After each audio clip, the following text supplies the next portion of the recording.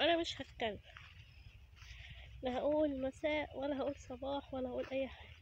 انا هتنيتي ماشيه المكان ده كله صامت، اوريكم بس المنظر السحابه ومنظر الخضرة، وما نشوف بقى حد هيقابلنا في الطريق ولا لأ. بس مش عايزه اكتر من كده، لان المكان اصلا يعني محدش يتكلم فيه.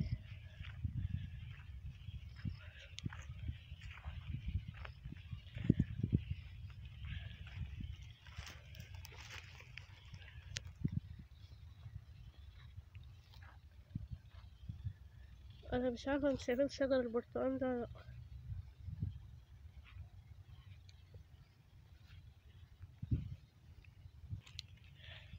تقريبا ده اصلا شجر سفندي، بس انا مش عارفه ابين معاكم ولا لأ.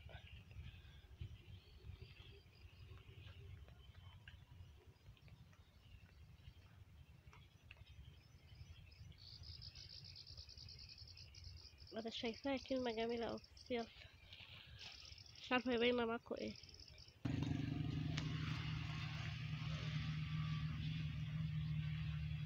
الطريق كله شجر من ده. انا مش عارفه ده زرع ايه اصلا، اول مره اشوف.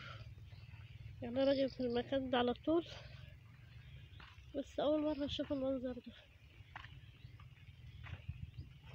كله بقى بالطول. بس انا احتمال يعني كبير المكتوم بتاعي ما يجيبش اضاءته، ما يجيبش الزرع ده.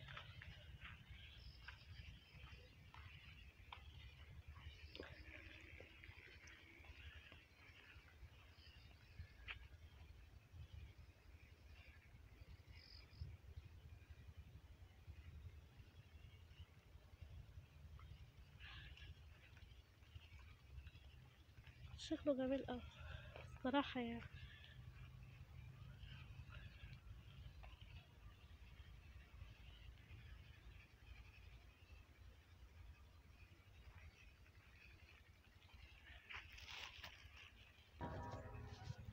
انا هقفل معاكم على كده، لان مش هلاقي احلى من كده اقفل معاكم. وده مني ليكم لكل حبايبي.